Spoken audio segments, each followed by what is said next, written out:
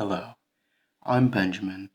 One thing that sets the Welsh language apart from the other Celtic languages is that people from other languages, not English, tend to come into Wales and learn the Welsh language, even taking up a Wales first identity. It happens in the other Celtic languages, but it's not as common. Polish people are known for this today. They tend to come into Wales and learn the Welsh language. Very praiseworthy. You also have a history in Wales of French and Welsh. French people learning the Welsh language. In early modern times, you get the Romani gypsies who came in and formed a dialect language hybrid under heavy influence of the Welsh language. If you would like a video on that, let me know. In more modern times, Germans, in my opinion, have been very proficient in learning the Welsh language when they come to Wales.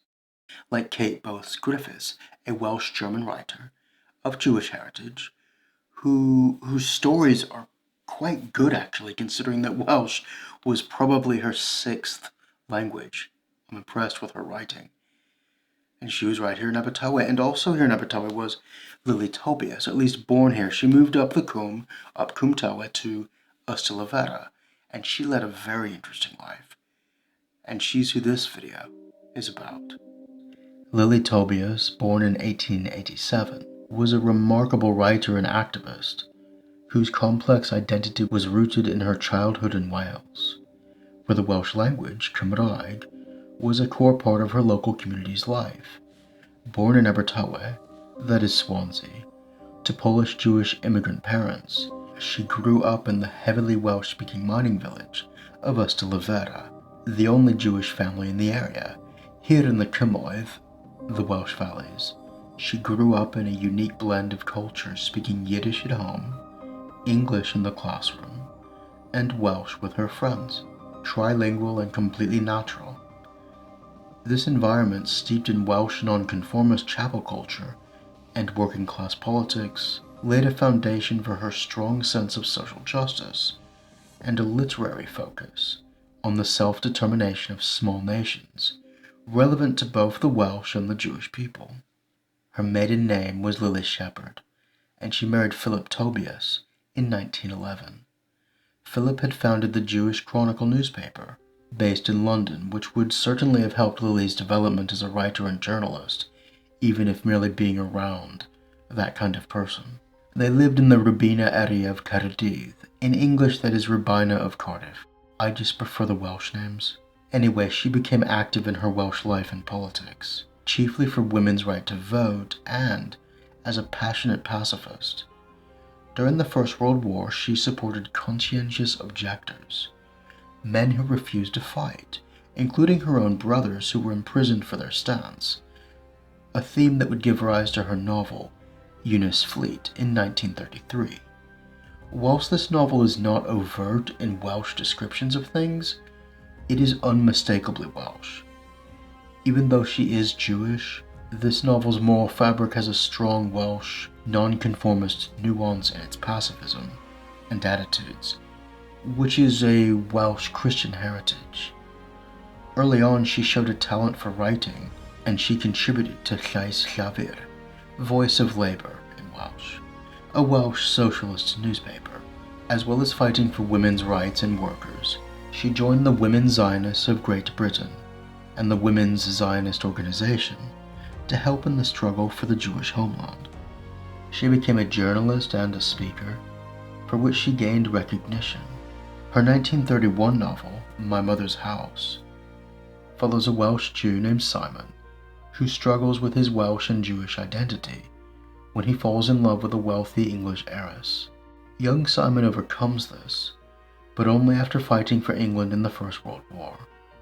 A traumatic test of will. He heals by finding himself through his Jewish identity and moves to Palestine to build a new life in peace, where an Arab shoots him dead.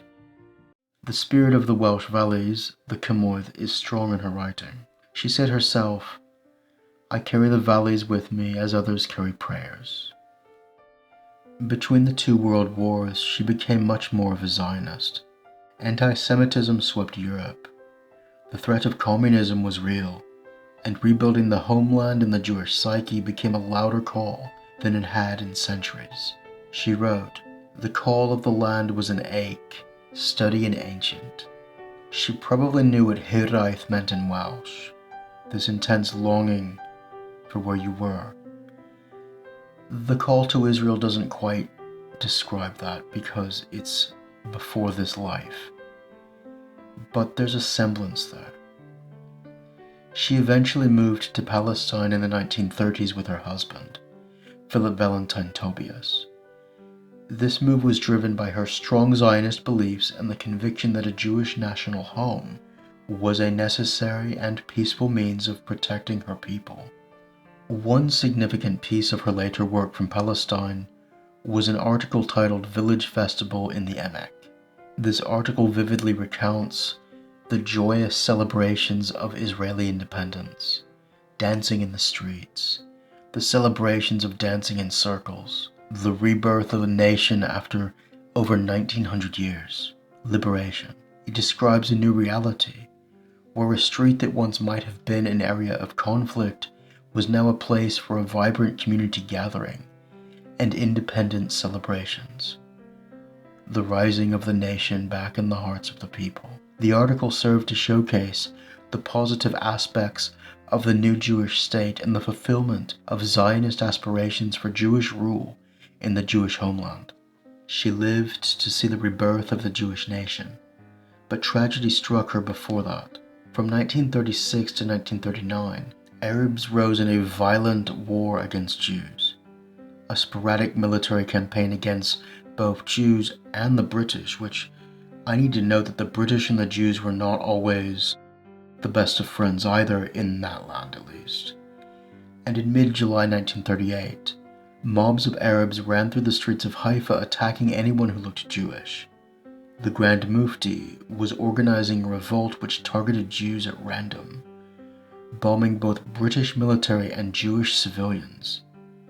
Lily's husband was out one day in his car in mid-July and was caught in a mob of Arabs flooding into the street. He was dragged from his car, pelted with stones, and then stabbed to death. Lily was writing a novel when this happened, The Samaritan. This novel was a sequel to My Mother's House, and follows Simon and his wife, struggling to avoid violence amongst rising Arab nationalism in British Mandate Palestine. She never wrote novels again, which says a lot. She lectured in Israeli topics and literature for decades, showing she was a very intelligent woman. And she wrote poetry. But her views changed, which is to be expected after her husband was murdered. She became much more of an advocate for Israeli self-defense, and that carried on with her for the rest of her life. She had come to Palestine as a Welsh pacifist, and yet her husband, who helped build a glass and paint company in Haifa, giving people jobs, was murdered for nothing at all. He was an innocent man. They were building a happy life together. Lily was shattered, and this must have been difficult for her Welsh principles to bear. She must have liked the city of Haifa as well. She lived there until her death in 1984, at the age of 96, or maybe 97. Quite a long life. She didn't remarry. Her life saw her move from a Welsh chapel-like pacifism to a socialist defense of Israel, reflecting the new age being born. Whilst her early work was a full-on compassionate pacifism and equity for all, her own life events left her no other choice but to become more of a realist. She changed her mind. Whether it was against Nazis or Arabs, the Jewish people have a right to defend themselves and to act collectively as a group.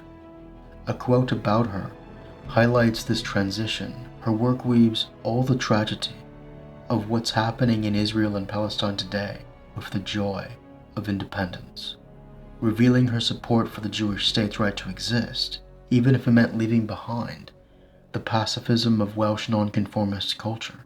This shifting worldview is also evident in a poem she wrote supporting Israel during its War of Independence. a work that expressed solidarity with the Jewish people's struggle for survival and nationhood against overwhelming odds in a hostile, harsh land surrounded by enemies. This complex journey from a Welsh pacifist to an impassioned defender of Israel stretches across a unique life whose very changing in ethos was a negotiation between contrasting halves in her identity and home.